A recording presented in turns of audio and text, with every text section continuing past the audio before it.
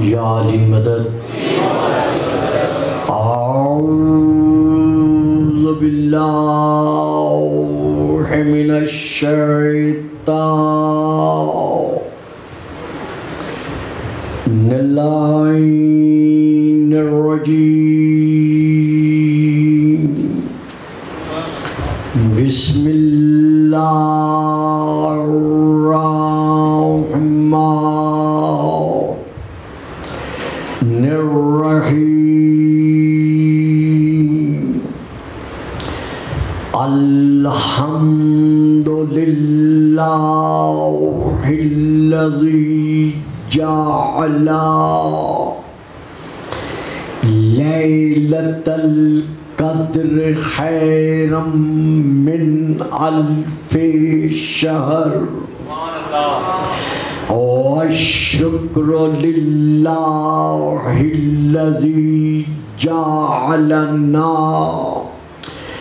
من اہل لیلۃ القدر والجواہر الی الارض من قبل لیلۃ القدر محمد المبعوث صلوات.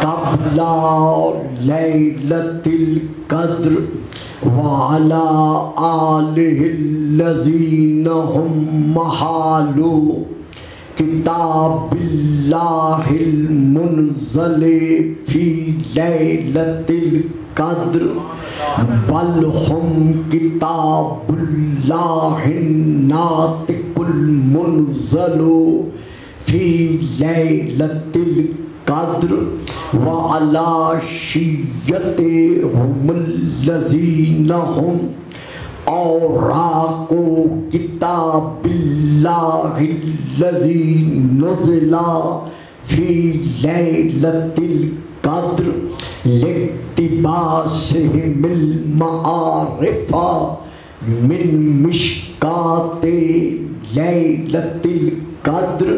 اما بعد فقد قال اللہ تبارک وتعالی الذی خالق لیلۃ القدر فی کتاب القدر انما یرید اللہ لیذہب عنکم الرجس اہل البیت ویطہرکم تطہیرا.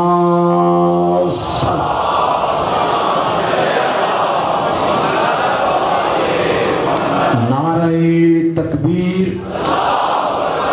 نعرہ تکبیر، نعرہ رسالت، نعرہ رسالت، نعرہ حیدری، نعرہ حیدری. حسینیت، حسینیت، یزیدیت، یزیدیت، بآواز بلند صلوات.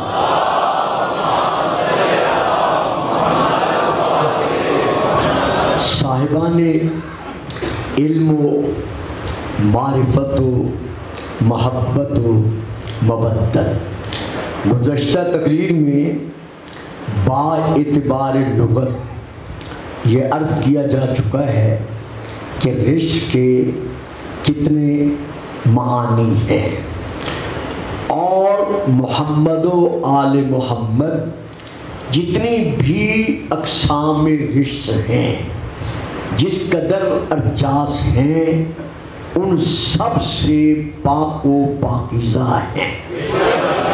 کیونکہ نور کی خاصیت ہے، نور کا خاصہ ہے کہ عصمت و طہارت اس کا لازمہ ہے. یعنی نور اور عصمت و طہارت ایک دوسرے کے لیے لازم و ملزوم ہے. اور اللہ نے خود ہمارے رسول پاک کی اپنی زبان بے زبانی کے ساتھ طہار کا قصیدہ پڑھتے ہوئے آپ کی طہارت کو منوا لیا ہے. یہی وجہ ہے کہ ہم نے پہلے لغت پر توجہ کی، آج میں کلام مقدسہ کی 1 یا 2 آیات پڑھ کر سلسلہ کو آگے بڑھا رہا ہوں۔ رزق کے اعتبار سے جب ہم قرآن کی طرف رجوع کرتے ہیں تو پہلی آیت میں سورہ الحج کی پڑھ رہا ہوں، جس میں اللہ ارشاد فرما رہا ہے فَاجْتَنِبُوا الرِّجْسَ مِنَ الْأَوْثَانِ وَاجْتَنِبُوا قَوْلَ الزُّورِ۔ اے لوگو، اے فرزندان آدم، اے اولاد آدم، فَاجْتَنِبُوا الرِّجْسَ مِنَ الْأَوْثَانِ، تم بتوں کے رجس سے بچو۔ بیٹا میں ڈسٹرب ہوتا ہوں، بیٹا ادھر آ جاؤ، شاباش۔ دیکھو میں اس طرح نا تھوڑا سا آپ بھی توجہ کر لیتا ہوں۔ فَاجْتَنِبُوا الرِّجْسَ مِنَ الْأَوْثَانِ، اے فرزندان آدم بتوں کی رجس سے بچو۔ تو پتہ چل گیا یہاں ان بریکٹ لکھا ہوا ہوتا ہے، تمام مترجم نے لکھا ہے، شیعہ نے بھی اور غیر شیعہ نے بھی، کہ اس سے مراد ہے بت پرستی سے بچو۔ بات میری سمجھ میں آئی ہے؟ یعنی بت پرستی سے بچو۔ تو ثابت ہو گیا قرآن سے کہ بت پرستی رجس ہے۔ قرآن نے یہ منوا لیا کہ بت پرستی رجس ہے۔ تو جب بت پرستی رجس ہے تو ہمارا رسول ہر رجس سے پاک ہے۔ اب اسی میں اگلا جز کیا ہے؟ وَقَوْلَ الزُّورِ، اور جھوٹ سے بچو۔ یعنی جس طرح بت پرستی رجس ہے، اسی طرح اللہ کے نزدیک جھوٹ بھی، کذب بیانی بھی یہ رجس ہے۔ اب جو بھی اپنی زندگی کے کسی دور میں بت پرست رہ چکا ہے، بھئی یہ بچہ یہاں سے اٹھا، آؤ میرا بیٹا ادھر آؤ، آؤ، شاباش شاباش، آ جاؤ میرے چاند، جلدی سے آؤ، ٹائم نہیں ہے، درود پڑھیے گا، سلام، آ جاؤ یہاں پہ۔ یا جو بھی اپنی زندگی کے کسی دور میں کذب بیانی سے کام لے چکا ہے، یا کاذبوں کے سامنے سجدہ ریز ہو چکا ہے، ایک فکرہ دے رہا ہوں، ہے تو فکرہ ہی، لینے تو مہربانی، نہیں لیں گے تو گزر جاؤں گا۔ جو بھی جھوٹوں کے جھوٹے ٹکڑوں پہ پلتا رہا ہے،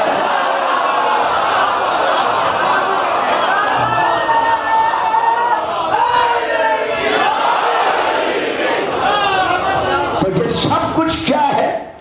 یہ رجس ہے۔ اب یہاں پھر میں ایک آیت پڑھنے لگا ہوں ذرا اس سے ہٹ کر، کہ جو بھی کاذب رہ چکا ہے توبہ کے بعد اب وہ سچا ہے، توبۃ النصوح کے بعد اب وہ سچا ہے، یا توبۃ النصوح کرنے کے بعد جو بھی اپنی زندگی کے کسی دور میں کس بیانی سے کام لیتے رہے ہیں یا کاذبین کو مانتے رہے ہیں، لیکن اسلام کی برکتوں کے سائے میں توبۃ النصوح کرنے کے بعد اب وہ سچے ہیں، ان کے سچے ہونے پر شک نہیں ہے، لیکن میدان مباہلہ میں نہیں جا سکتے۔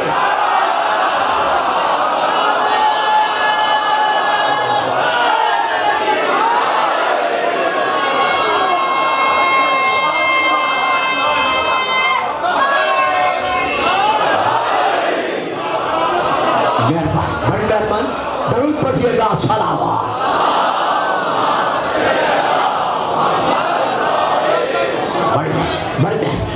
دیکھیے، اچھا چلو آیت پڑھ دے تو فَقُلْ تَعَالَوْا نَدْعُ أَبْنَاءَنَا وَأَبْنَاءَكُمْ वनिसाअना वनिसाअकुम वअनफुसना वअनफुसकुम। मेरा हबीब इन नसारा से कह दो हम अपने बेटे लाते हैं, तुम अपने बेटे लाओ। तो अब मानना पड़ेगा कि जो भी हसनैन को नबी का बेटा नहीं मानता वो कुरान का मुनकिर है।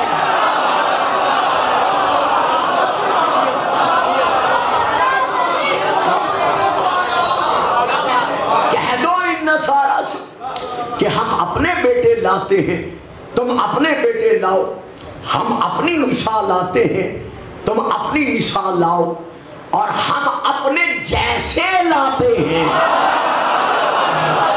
ऐसा आ गया हाले बेटा।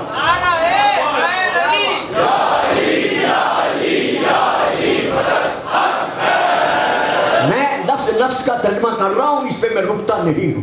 हम अपने जैसे लाते हैं, तुम अपने जैसे लाओ।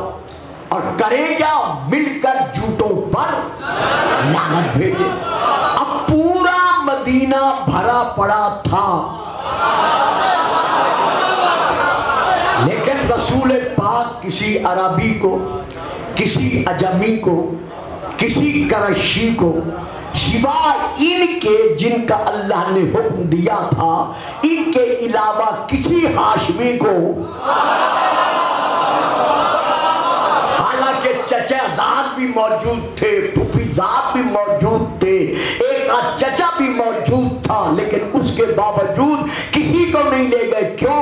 इसलिए कि जो भी एक मर्तबा जिंदगी में झूठ बोल चुका है वो रिस्क के दायरे में आ गया।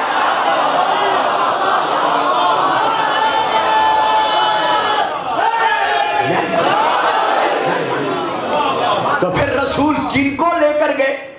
ये यहां पर चंद एक कुतुब का मैं हवाला दे रहा हूं। नंबर 1 तफसीर अल-कश्शाफ जिल्द नंबर 1। नंबर 2 तफसीर दुर्र मंसूर जिल्द नंबर 2 सफ़ा नंबर 39 और 40। नंबर 3 तफसीर कबीर जिल्द नंबर 8 सफ़ा नंबर 85 और 86। नंबर 5 इब्न कसीर जिल्द नंबर 1 उर्दू सफ़ा नंबर 75 और 6।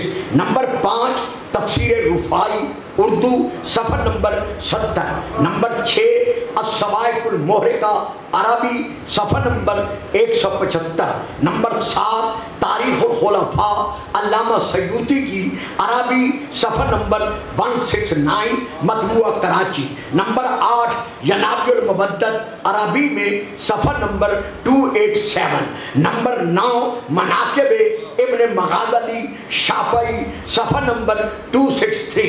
नंबर 10 किफ़ायतुल तालिब अरबी में सफ़ा नंबर 42। नंबर 11 अल-मुबद्दत। सुन रहे हो? चले गए जरूर पढ़िएगा सलावा। नंबर 11 अल-मुबद्दतुल कुर्बा हजरत अल्लामा सैयद अली हमदानी हनफी की अरबी में। नंबर 12 अर्जुल मतालिब उर्दू सफ़र नंबर 45 और 6। ये सब के सब और बहुत सारे हवाले हैं। मैं हवालों में नाम लेने उनके बाकी में गुंजाइश नहीं होती, लिहाजा आगे नहीं बढ़ना चाहता। इन सब ने लिखा और बिलखसूस तफसीर अल-कश्शाफ में अल्लामा ज़मख़शरी अलैहिर्रहमा ने लिखा है कि मैदान मुबाहला में जाते वक्त जिस तरह कुछ लोग खैबर में इंतजार कर रहे थे कि हमें अलम मिलेगा,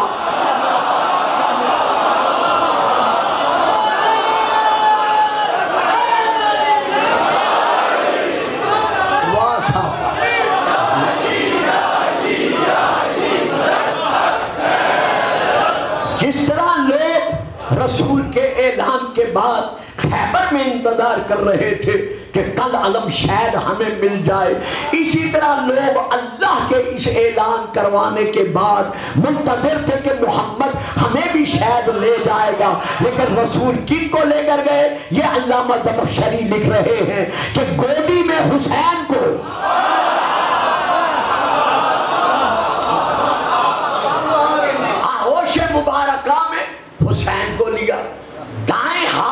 انگشت مبارکہ کے ساتھ حسن کو لیا، پشت پر اس فاطمہ کو رکھا جس کی اولاد اسلام کے لیے پشت پناہ تھی۔ کمال ہے بھئی آپ کے خاموش ہونے پر، جس کی اولاد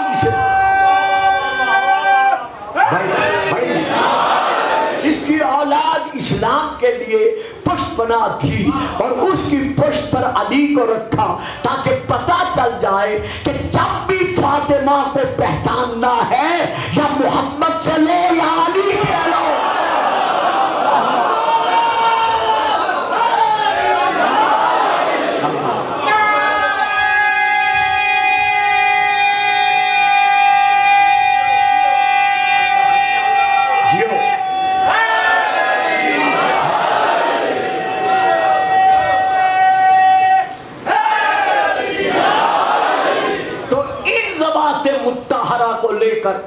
رسول پاک میدان مباہلہ میں آئے، چونکہ لعنت بھیجنی تھی جوتوں پر، تو رسول صرف اللہ کے حکم کے مطابق انہیں لائے تاکہ پتہ چل سکے کہ جس طرح میں ہر رجس سے پاک ہوں،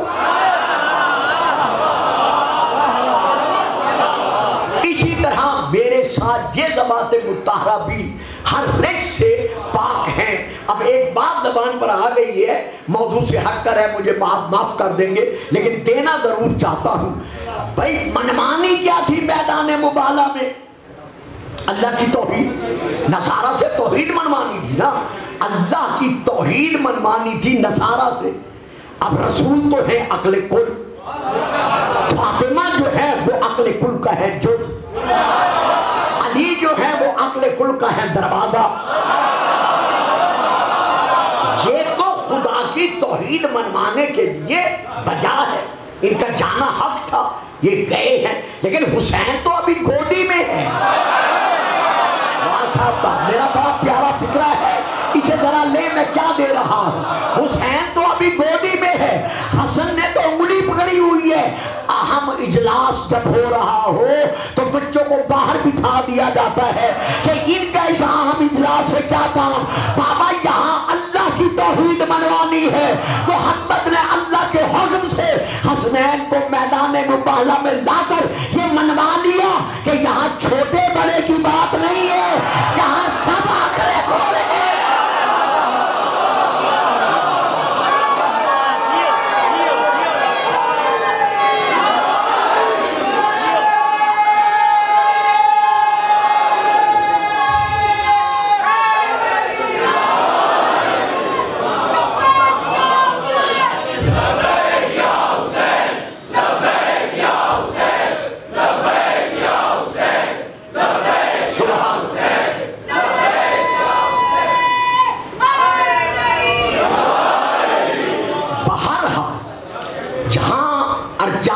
میں اور اقسام موجود ہیں، ان میں سے ایک قسم بت پرستی کی بھی ہے۔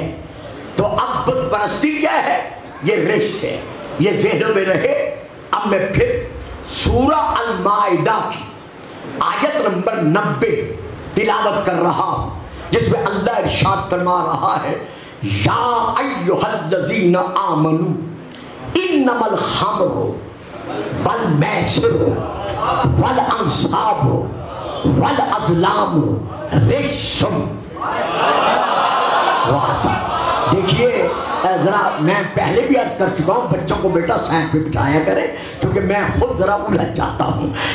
یا ایھا الذین آمنوا، اے صاحبان اسلام و ایمان، کان کھول کر سن لو، اللہ رجس منوا رہا ہے کہ کون کون رجس ہے۔ انما الخمر و شراب والمیسر و جوا والانصاب و بت والازلام و بتوں کے نام پر پھال نکالنے کے لیے چھوڑے جانے والے تیر، یہ سب کیا ہیں؟ رجس ہیں، یہ سب رجس ہیں۔ کیوں رجس سے آگے اللہ دلیل دے رہا ہے، فَإِنَّهُ مِنْ عَمَلِ الشَّيْطَانِ، ان میں سے ہر ایک شیطانی عمل ہے۔ معلوم ہوا جو بھی شیطانی عمل ہے وہ رجس ہے۔ تو اب اس آیت پرستی کیا ہے؟ رجس ہے۔ اب ہم آتے ہیں اپنے رسول کی طرف کہ ہمارا رسول طٰہٰ ہونے کے ناطے سے ہر قسم کے رجس سے پاک تھا، پاک ہے۔ جو نہیں مانتا وہ خود رجس ہے۔ سبحان اللہ۔ تو ہاں، جو ہمارے رسول کو طیب و اطیب، طاہر و اطہر نہیں مانتا وہ خود رجس ہے۔ میری سمجھ میں نہیں آتا میں کیسے بدعت کروں، یہاں مجھے بدعت کی ضرورت نہیں پڑتی۔ اگر کوئی کہہ دیتا ہے کہ رسول کے دل میں ایک نقطہ تھا، بھئی کوئی کہہ رہا ہے نا، باقی نقطے تو نہیں کہا۔ جو نہیں سمجھے میں ان کا ضامن نہیں ہوں۔ بیٹا ہاتھ نیچے کرو، نیچے کرو ہاتھ۔ اوہو، کیا میں بات دے گیا اور کس طرح آپ خاموش ہو گئے؟ اگر کوئی لکھ رہا ہے یا کوئی کہہ رہا ہے کہ رسول کے دل میں سیاہ نقطہ تھا اور جبرائیل آیا اور یہ وہ عمل کیا اور نقطہ صاف کیا، بھائی سوچنے کی بات ہے، نور میں سیاہی کہاں سے آ گئی؟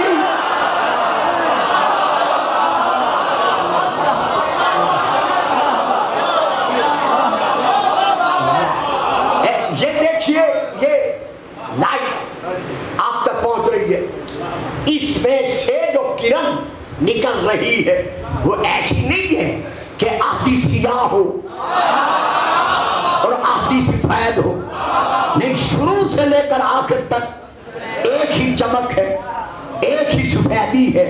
تو میرا محمد ہے نور و نور۔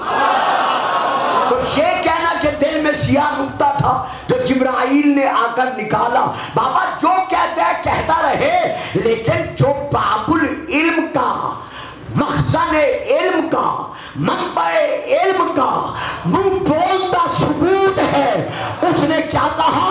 انا نقطۃ التی تحت البا، میں با کے نیچے والا نقطہ ہوں۔ وہ نقطہ نہیں کہہ رہا کہ سیاہ نقطہ تھا۔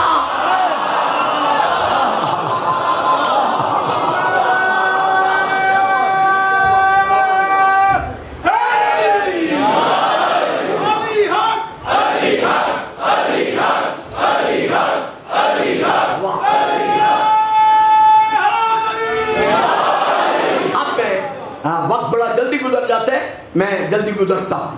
اب میں سورہ نمبر 6 کی، سورہ الانعام کی آیت پڑھ رہا ہوں۔ میرا حبیب میری طرف سے اپنی امت پر واضح کر دے۔ کیا واضح کر دے؟ قل، میری طرف ان سے کہہ دے، ان صلاتی و نسکی و محیای و مماتی للہ رب العالمین لا شریک لہ۔ میرا نماز پڑھنا، میرا عبادتیں بجا لانا، میری زندگی کا ایک ایک سانس میرا اللہ کی طرف رجوع کرنا، یہ سب کچھ رب العالمین کے لیے ہے۔ وہ رب العالمین لا شریک لہ، جس کا کوئی شریک نہیں ہے۔ وَبِذَالِكَ أُمِرْتُ، اور اللہ کی طرف سے مجھے حکم دیا گیا ہے کہ میں یہ اعلان کر دوں، کیا؟ وَأَنَا أَوَّلُ الْمُسْلِمِينَ، میں مسلمان بنا نہیں بلکہ میں اول المسلمین ہوں، ملائکہ سے بھی پہلے، جنات سے بھی پہلے، انسانات ابو البشر سے بھی پہلے، سب سے پہلا مسلمان اگر کوئی ہے تو وہ میں محمد مصطفیٰ ہوں۔ تو پتہ چل گیا ہمارے نبی کا اسلام تقلیدی نہیں۔ بھئی جو سمجھ گئے ہو بولو، جو نہیں سمجھے میرا ان پر گیلا نہیں ہے۔ ہمارے نبی کا اسلام تقلیدی نہیں، یعنی کسی کی بیعت کر کے میرا نبی مسلمان نہیں بنا، بلکہ جب سے ہے اسلام محمد ہے۔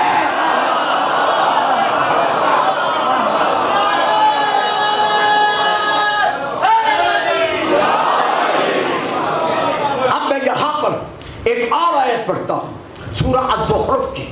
قل، یہاں پھر قل ہے، میں جلدی کر رہا ہوں تاکہ ٹائم کے اندر میں بات کو کہیں تک پہنچا سکوں۔ قل ان کان للرحمن ولد فانا اول العابدین۔ میرا حبیب، یہ نصرانی کہتے ہیں نا کہ عیسیٰ اللہ کا بیٹا ہے، میری طرف ان سے کہہ دے کہ عیسیٰ اللہ کا بیٹا کیسے ہو سکتا ہے؟ اگر اللہ کا کوئی بیٹا ہوتا تو اللہ کا پہلا عبادت گزار تو میں ہوں۔ جب میں ابن اللہ نہیں ہو سکتا تو کوئی غیر ابن اللہ کیسے ہو سکتا ہے؟ معلوم ہوا ہمارے رسول پاک جب سے ہیں منبع اسلام میں نہیں بلکہ اسلام کا دوسرا نام محمد ہے۔ اب میں یہاں پر جیتے رہو میرے بچوں، اب میں یہاں پر پھر آیت پڑھ رہا ہوں، سورہ نمبر 26 کی یہ آیت ہے جو میں اس وقت آپ کے سامنے پڑھ رہا ہوں۔ آیت نمبر ہے 219 اور 218، یہ میں آیت پڑھ رہا ہوں۔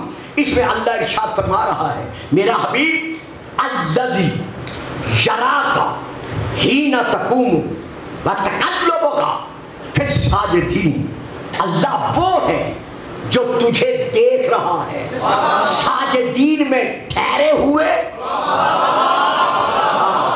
اور وہاں سے منقلب یعنی منتقل ہوتے ہوئے، یعنی تیرا نور جس سرج میں ٹھہرا اللہ دیکھ رہا ہے اور جس سرج سے آگے بڑھا اللہ دیکھ رہا ہے۔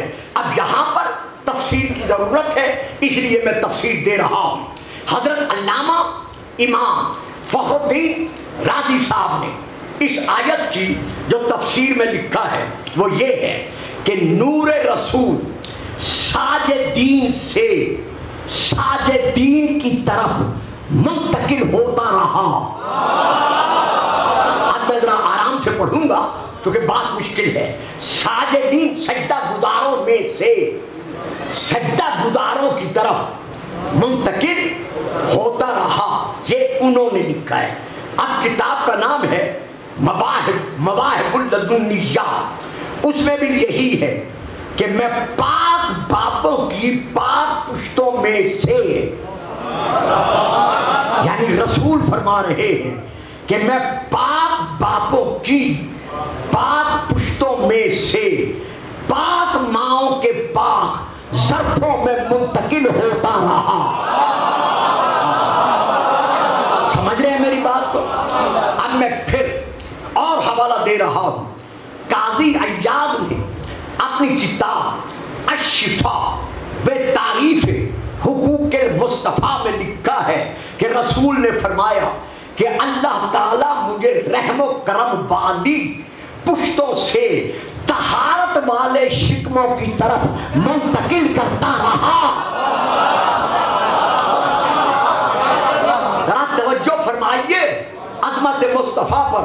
اب یہاں پر میں پھر حوالہ دے رہا ہوں، کتاب کا نام ہے ذات العقبہ، یہ ترجمہ ہے کتاب مبدۃ القربہ کا، جو حضرت علامہ سید علی حمدانی حنفی کی تصنیف شدہ ہے اور یہ آپ کے لاہور کی چھپی ہوئی ہے۔ اس کا صفحہ نمبر ہے 26 اور حدیث نمبر ہے 20۔ رسول پاک فرماتے ہیں خرجت من نکاح ولم اخرج من سفاح الجاہلیت، لوگوں میں نکاح والوں کی اولاد میں سے ہوں۔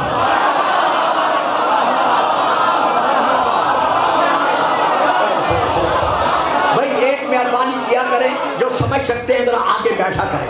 اب جن بچوں کو سمجھ ہی نہیں آ رہی وہ ادھر ادھر دیکھ رہے ہیں، انہیں پتہ ہی نہیں چل رہا میں کیا پڑھ رہا ہوں، لیکن یہاں میں کہاں تک تصریح کروں۔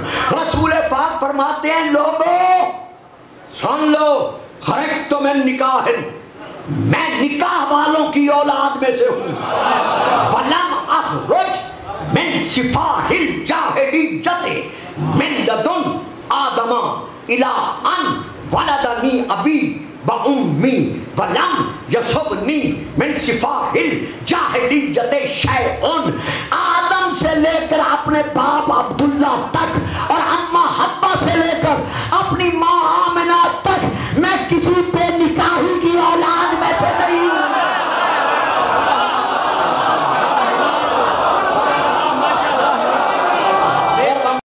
صفحہ نمبر 88 عربی میں میرے بڑے بھائیوں کی بڑی کتابوں میں سے ایک کتاب نمبر 2 کفایت الطالب میرے بزرگوں کی کتب میں سے صفحہ نمبر 315. نمبر 3 تذکرۃ خواص الامہ میرے بھائیوں کی کتاب صفحہ نمبر 52. نمبر 4 شرح نحو البلاغہ علامہ ابن ابی الحدید کی جلد نمبر 2. نمبر 5 میزان الاعتدال جلد نمبر 1. لیکن میں پڑھ رہا ہوں مناقب ابن مغازلی شافعی سے، رسول جو کہ ہر رزق سے پاک ہے، وہ فرما رہا ہے لوگوں سن لو کنت انا والیان.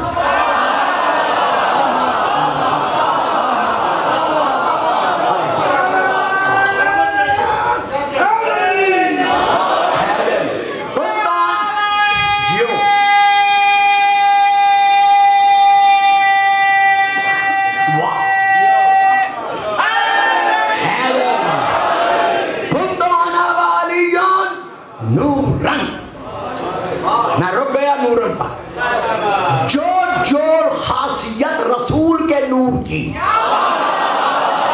اسی لیے میں رک گیا، اسی لیے جو خاصیت نور رسول کی وہی خاصیت نور علی کی. کیوں؟ محمد اور علی کا نور. کنت انا وعلی نورن، میرا اور علی کا نور ایک ہے. بین یدی اللہ عز وجل، اللہ کی بارگاہ میں یہ نور ٹھہرا رہا. کرتا کیا رہا؟ یسبح اللہ ذالک النور، یہ نور اللہ کی بارگاہ میں اللہ کی تسبیح پڑھتا رہا. وَيُقَدِّسُهُ، اور اللہ کی پاکیزگی بیان کرتا رہا. قبل ان یخلق اللہ آدم بألف عام، آدم کی پیدائش سے 1000 سال پہلے یہ نور اللہ کی تسبیح پڑھتا رہا. جو وہاں تسبیح پڑھتا رہا، یہاں 9 سال تک کافر کیسے رہ رہے؟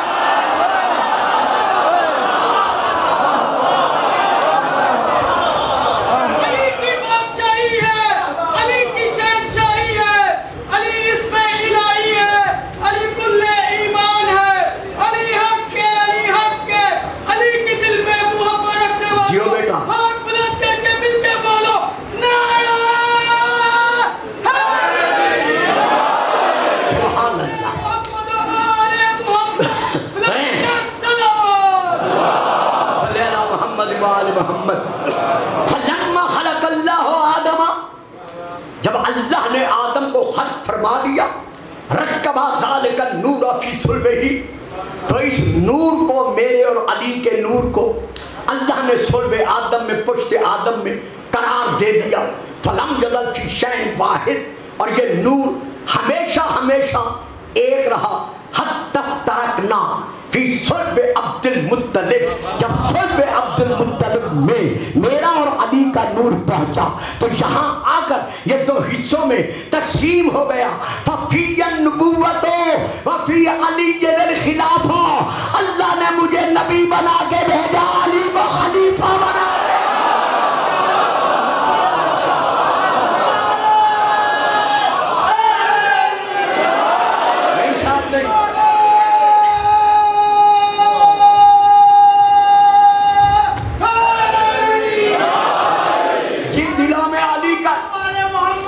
سلامت رہو.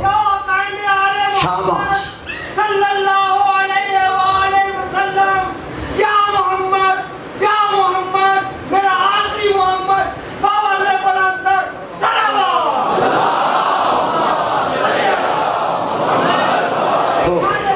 اب اسی سلسلے میں پھر ایک اور آیت پڑھ رہا ہوں، سورہ ابراہیم کی. سلسلہ یہی رہے گا. سورہ ابراہیم کی میں یہ آیت پڑھ رہا ہوں. جناب ابراہیم جب لامکان کا مکان کسی آنے والے صاحب مکان کی خاطر تیار فرما چکے، تو اس کے بعد آپ نے دعا مانگی اللہ سے مزدوری لینے کے لیے کہ میں نے جو مکان بنایا ہے مجھے مزدوری بھی تو دینا. تو وہ 7 دعائیں ہیں. چونکہ میرے موضوع سے ایک کا تعلق تھا، وہی ایک پڑھ رہا ہوں. اس میں انہوں نے دعا مانگتے ہوئے کہا وَجْنُبْنِي وَبَنِيَّ أَن نَعْبُدَ الْأَصْنَامَ. یا اللہ مجھے بھی اور میری اولاد کو بھی ہمیشہ ہمیشہ بت پرستی سے بچائے رکھنا. دیکھیے ذرا توجہ فرمائیے, ہمیشہ ہمیشہ کے لیے بت پرستی سے بچائے رکھنا. اب اس دعا کا نتیجہ کون ہے؟ پھر کتاب کا نام مناقب ابن مغازلی شافعی, صفحہ نمبر 277 میں وہاں سے لے کے پڑھ رہا ہوں. جب رسول پاک سے اصحاب کرام رضوان اللہ علیہم اجمعین نے عرض کیا کہ یا رسول اللہ یہ ابراہیم کی کون سی اولاد ہے جس نے کبھی بت پرستی نہیں کی؟ جو کبھی بت پرستی نہیں کی جس نے, یہ کون سی اولاد ہے؟ اس دعا کا نتیجہ کون ہے؟ قال النبی صلی اللہ علیہ وآلہ وسلم فانتہت الدعوت الیہ وإلی علی. یہ دعا پہنچتی ہے مجھ تک اور میرے بھائی علی ابن ابی طالب تک. سبحان اللہ. آج تک کی میری ساری تقریریں ایک طرف, لیکن رسول کا یہ فرمان جو میں مناقب ابن مغازلی سے پڑھ رہا ہوں یہ ایک طرف. رسول پاک فرماتے ہیں لم نسجد احد منا لصنم قط, ہم میں سے کسی نے بھی کبھی بت پرستی سے کام نہیں لیا.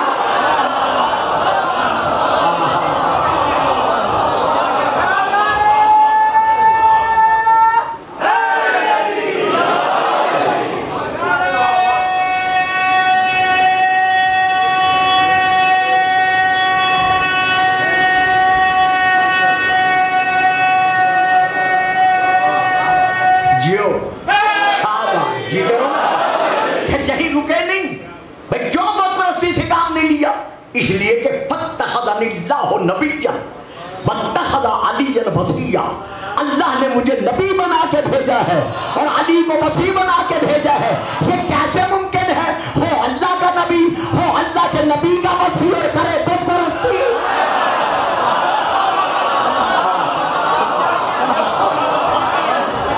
سبحان اللہ.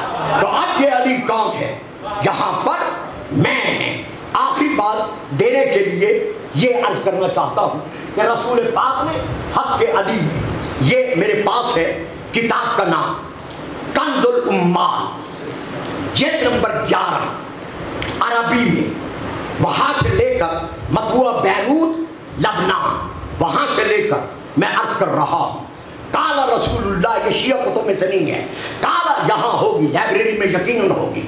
قال رسول اللہ صلی اللہ علیہ وآلہ وسلم ان علی منی وانا منہ, ان علی منی وانا منہ, علی مجھ سے ہے اور میں علی سے ہوں. وہو ولی کل مومن بعدی, میرے بعد علی ہر مومن کا ولی ہے. تو یہی اب میں بات پہ کیسے روک سکتا ہوں؟ میرے بعد علی ہر مومن کا ولی ہے. تو بچوں کسی سے لڑا نہ کرو. اگر کوئی علی کو ولی نہیں مانتا تو کیا ہو گیا؟ مانے گا تو وہی جو مومن ہوگا.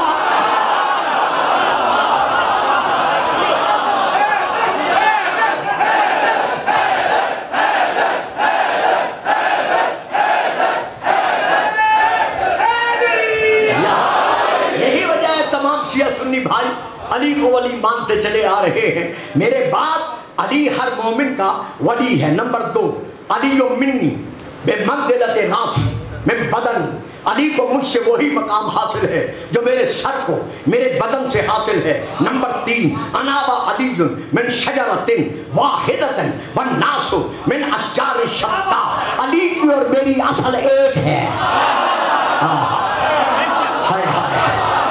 علی کا اور میرا شجرہ ایک ہے, یعنی علی کی اور میری اصل ایک ہے, باقی سب مختلف اشجار میں سے ہیں. اس کے بعد نمبر 4 ان علی لحمہ من لحمی ودمہ من دمی. جو ترجمہ سمجھ گئے ہو میرا ساتھ دو, جو نہیں سمجھے میں ابھی ترجمہ کرتا ہوں کہ علی مجھ سے ہے, میں علی سے ہوں. کیوں؟ اس لیے کہ علی کا گوشت میرا گوشت ہے, علی کا خون میرا.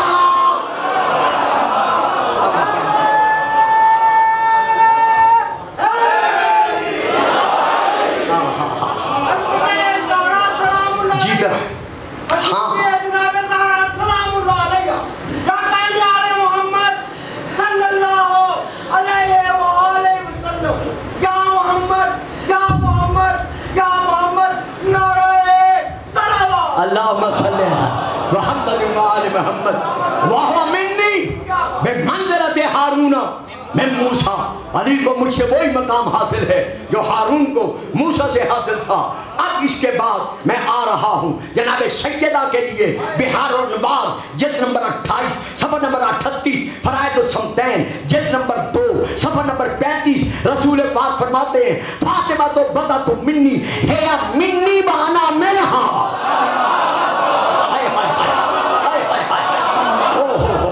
فاطمہ مجھ سے ہے، فاطمہ مجھ سے ہے اور میں فاطمہ سے ہوں. اب میں پھر آ رہا ہوں ترمذی شریف کی طرف، سنن ابن ماجہ کی طرف، مستدرک حاکم کی طرف، مصباح الہدیٰ کی طرف. رسول کا ارشاد ہے حسین منی وانا من الحسین.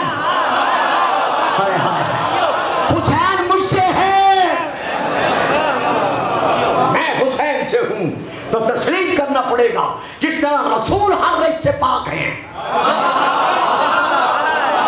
کہنا تو میں نے یہی تھا جس پر آپ چپ کر گئے.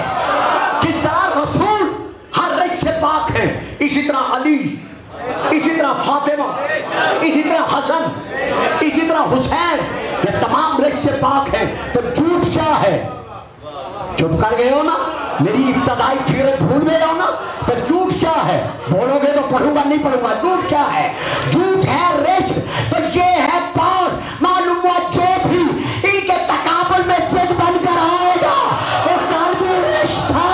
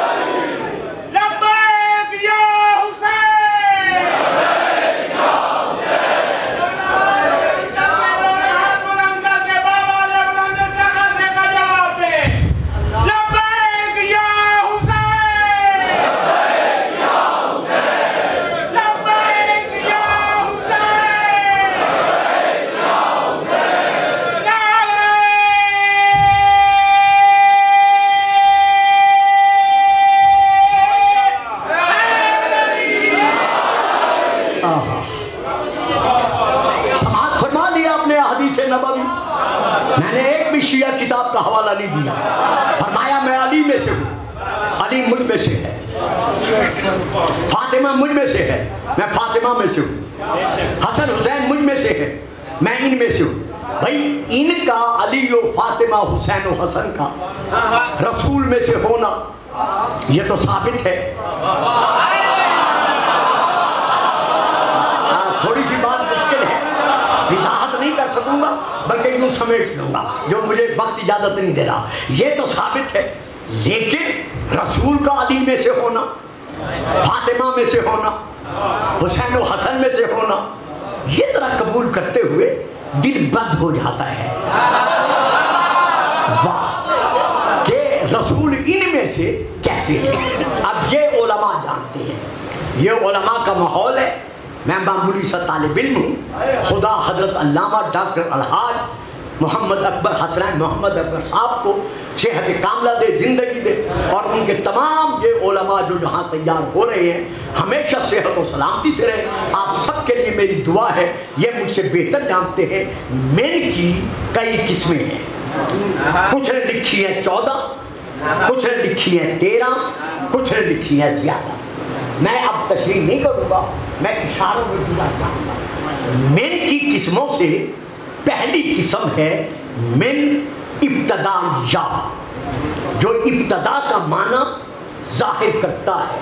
یعنی میں کہتا ہوں سافر تو من ملتان الی لاہور، کہ میں ملتان سے لاہور تک سفر کر کے آیا. تو میرے سفر کی ابتدا کس سے ہے؟ ملتان سے. من ملتانہ، ملتان سے ہے، اور انتہا کہاں ہے؟ لاہور تک. تو یہ میرے سفر کی ابتدا کس نے سمجھائی؟ من. سفر تو میں چلا من ملتانہ، ملتان سے. تو یہ من بتا رہا ہے اسی لیے اس من کو کہا جاتا ہے من ابتدائیہ. ایک اور من ہے جس کا نام ہے تبعیضیہ، یعنی بعض کو ظاہر کرنے والا. جیسے میں کہتا ہوں اخذت من دراہم، دراہم کا ایک بہت بڑا ڈھیر لگا ہوا تھا، تو کسی نے کہا گلفام صاحب جتنے چاہتے ہیں اٹھا لو. جب میں نے اٹھا لیے تو انہوں نے کہا کتنے اٹھائے؟ میں نے کہا اخذت من الدراہم، میں نے بعض درہم اٹھائے، سارے نہیں اٹھائے. تو اس بعض کو کس نے وعدہ کیا؟ من نے. اسی طرح من بمعنی مجاوزہ، یعنی کسی سے آگے بڑھ جانا. زید افضل من عمر، زید عمر سے آگے بڑھا ہوا ہے یعنی افضل ہے. تو یہ کس نے وعدے کیا؟ من نے. اسی طرح من زائدہ، ما جاءنی من احد، میرے پاس آنے والوں میں سے کوئی ایک بھی نہیں آیا. تو یہ من یہاں زائدہ ہے. اگر میں کہہ دیتا ما جاءنی احد تو فکرہ مکمل تھا کہ میرے پاس کوئی ایک نہیں آیا. تو یہاں من لگا کر جو بات کی گئی ہے یہ من زائدہ ہے. نمبر 5 من بمعنی ظرفیت، اذا نودیت الصلاۃ من یوم الجمعہ. تو یہاں جو من ہے یہ فی کے معنی میں ہے کہ جمعہ کے دن میں جو تمہیں بلایا جائے. تو یہاں من سے کے معنی میں نہیں ہے. نمبر 6 من بمعنی استعانت، یعنی مدد کے لیے. قطعت القلم من سکین، میں نے قلم کاٹا چاقو کی مدد سے. نمبر 7 من بمعنی استعلا، یعنی بمعنی غلبہ. جیسے نصر نہ ہو من قوم علی قوم، ہم نے اس کو ایک قوم پر غلبہ عطا کیا جو اس کے مخالف تھی. نمبر 8 من تعلیلیہ، جسے سببیہ بھی کہتے ہیں. ما جاءنی زید من الحر، میرے پاس زید اس لیے نہیں آیا کہ گرمی بہت زیادہ تھی، گرمی کے سبب میرے پاس زید نہیں آیا. نمبر 9 من بدل کا، ارضیتم بالحیات الدنیا من الآخرت، کیا تم لوگ آخرت کے بدلے میں اس دنیاوی زندگی پر راضی ہو گئے ہو؟ تو اس من کو کہتے ہیں بدل. اور کس میں بھی ہے؟ اب مجھے طلاق نہیں پڑھنے دے رہا، اب میں آخری قسم ادا کر رہا ہوں. من ایک ہوتا ہے تبیین کا، تبیینیہ، بیان کرنے کا. کیا مقصد؟ ایک یہ کلام ہے، اس کلام کے بعد من ہے، اس من کے بعد پھر کلام ہے. تو یہ من پہلے کلام اور دوسرے کلام کے درمیان آ کر یہ واضح کرتا ہے کہ جیسا وہ ہے. بڑی میں نے محنت کر لی تھی لیکن افسوس ہے میرے پاس ٹائم نہیں رہا. جیسا وہ ہے جو من سے پہلے ہے، جیسا وہ ہے ویسا یہ ہے، یعنی جو من کے بعد ہے. تو اسی لیے اس من کو اس طرح بیان کیا جاتا ہے کہ اس من سے پہلے جس جنس کا ذکر ہے،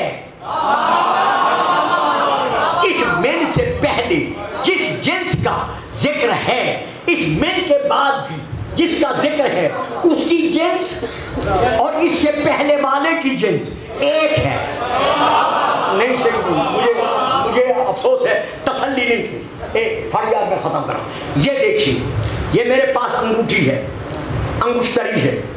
کسی نے کہا سونے کی ہے، کسی نے کہا نہیں پلاٹینم کی ہے، کسی نے کہا نہیں پتھر کی ہے. جب مجھ سے پوچھا تو میں نے کہا الخاتم من فضة، یہ انگوٹھی چاندی کی ہے، یعنی چاندی میں سے ہے. اب یہ انگوٹھی کس میں سے ہے؟ چاندی میں سے. یہ پورا 2 کلو کا، 5 کلو کا، 10 کلو کا، 100 کلو کا چاندی کا ایک ڈھیر لگا ہوا ہے. اب کسی نے کڑا پہنا ہوا ہے چاندی کا، آپ کیا کہیں گے؟ چاندی میں سے ہے. شاید ابھی بھی بات واضح نہیں ہوئی. کسی نے پنجہ بنا لیا ہے چاندی کا، اور بھائی کس میں سے ہے؟ چاندی میں سے ہے، کسی نے جھولا بنا لیا ہے چاندی کا، بھئی کس میں سے ہے؟ چاندی میں سے ہے۔ تو اب یہ چاندی اور یہ چاندی، یہ کل ہے، یہ جز ہے، لیکن اصل ایک ہے۔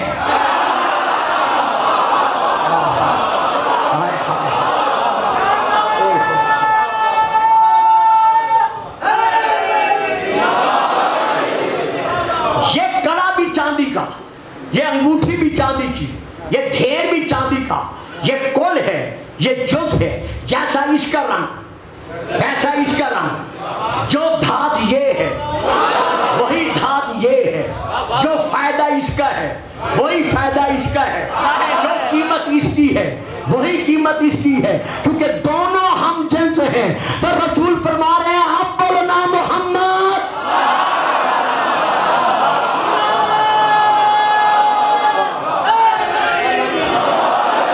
نہیں صاحب نہیں، جنہوں نے چپ رہنا ہے ان کی مجبوری ہے، جنہیں ماں نے ناد علی پڑھ کے دودھ پلایا ہوا ہے، ان کے نعرے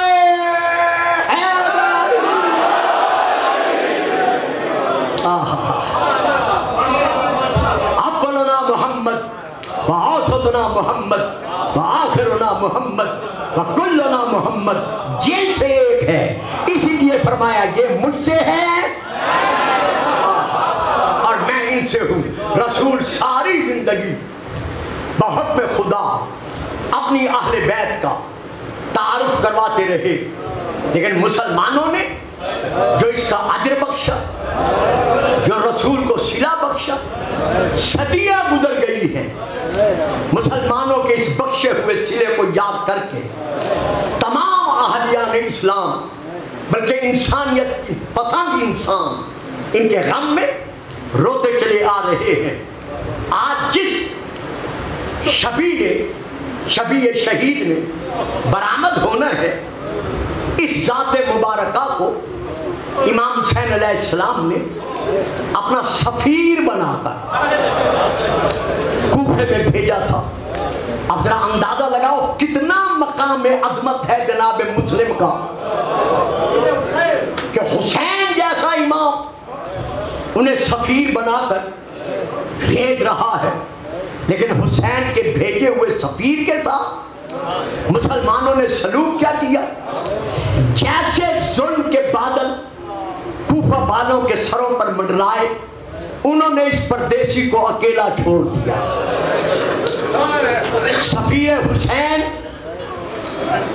محراب مسجد کوفہ کے شہید کا داماد حضرت مسلم بن عقیل، یہ ایک فکرہ میں کہا کرتا ہوں، بچپن سے کہا کرتا ہوں، آج پھر میری زبان پر آ گیا ہے، رقیہ بنت علی کا حیران مقدر،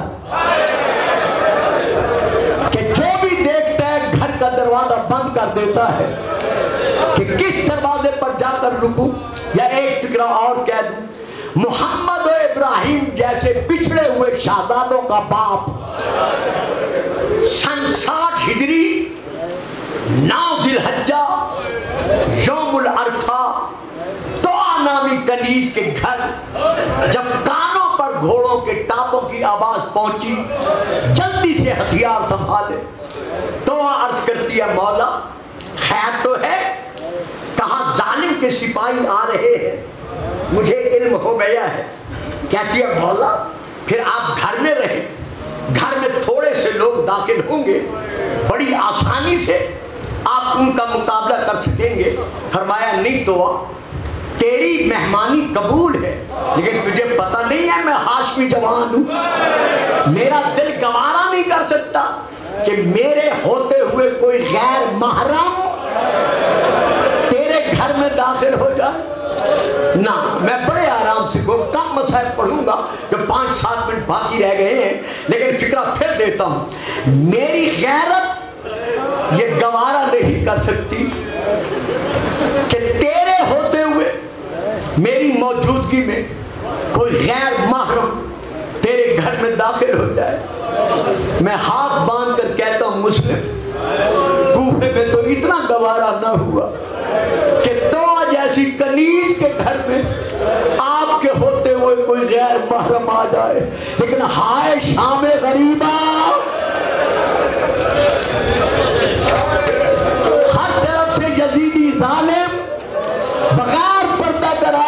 خیموں میں آ گئے، تلوار سنبھالی، دعا نامی عورت کو آخری سلام کر کے دعا دی، اس کے مکان کے سامنے گلی میں آئے، محمد بن قیس نے لائی ہوئی فوج کے ساتھ آپ کو گھیرے میں لیا۔ حضرت علامہ سید محمد مہدی لکھنوی نے اپنی کتاب میں لکھا ہے، اور حضرت علامہ آیت اللہ عباس عزیزی نے بھی یہی کلمات لکھے ہیں اور باقی کتابوں میں بھی ہیں، کہ نماز صبح سے لے کر نماز ظہرین تک جناب مسلم ان آنے والے ناریوں کو شجاعت ہاشمیہ کی تلوار کے ساتھ جہنم پہنچاتے رہے، حتیٰ کہ 2200 یعنی 2200 ابن زیاد کے بھیجے ہوئے لشکریوں نے آپ کو گھیرے میں لیا۔ آپ کی تلوار کی کاٹ اتنی سخت تھی کہ جتنی کمک آتی تھی وہ کم پڑ جاتی تھی۔ جب محمد بن قیس نے، اشعث نے یہ دیکھا کہ میں ان پر غلبہ نہیں پا سکتا، اب آپ مجھے معاف کریں گے، میں حوالہ دے چکا ہوں کہ انہوں نے پورے محلے کے گھروں میں یہ حکم بخشا کہ جس جس کے گھر میں جتنی جتنی آگ ہے،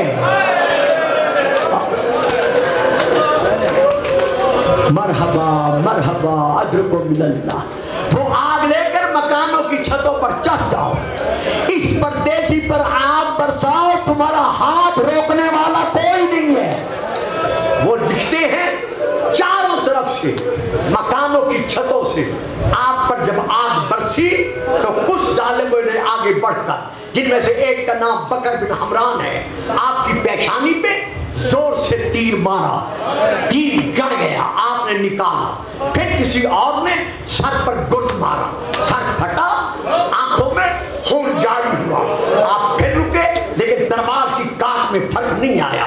ایک اور ظالم نے آپ کے کمر میں نیزہ مارا، لیکن اس کے باوجود بھی فرق نہیں آیا۔ آخر اس کی فوج نے، اس کے سپاہیوں نے تیروں کو آگ لگا کر جناب مسلم پر جب تیر برسائے، اتنے تیر برسے کہ آپ پیچھے ہٹتے ہٹتے ہٹتے ایک دیوار کے ساتھ لگ گئے، سر سے پاؤں تک خون میں ڈوبے ہوئے ہیں۔ آپ نے رخ کیا مکے کی طرف، آواز دے کر کہتے ہیں زہرا کا لال، کاش میرے پہلو میں عباس ہوتا۔ سبحان اللہ سبحان اللہ، میں اکیلا اس طرح نہ لوٹا جاتا۔ آخری جی میں پھر عرض کر رہا ہوں، جب آگ لگے تیر جناب مسلم پر برسے، آپ قدم بقدم پیچھے ہٹ کر آپ نے دیوار کا سہارا لیا، مکہ کی طرف رخ کیا۔ ذاکرین ایک فکرہ کہتے ہیں، میں وہ بھی پڑھ دیتا ہوں چونکہ وہ غلط نہیں کہتے، کہا زہرا کا لال اب کوفے نہ آنا، علی بطول کی بیٹی دے کوفے نہ لانا، مولا شہزادی دے کوفے نہ لانا۔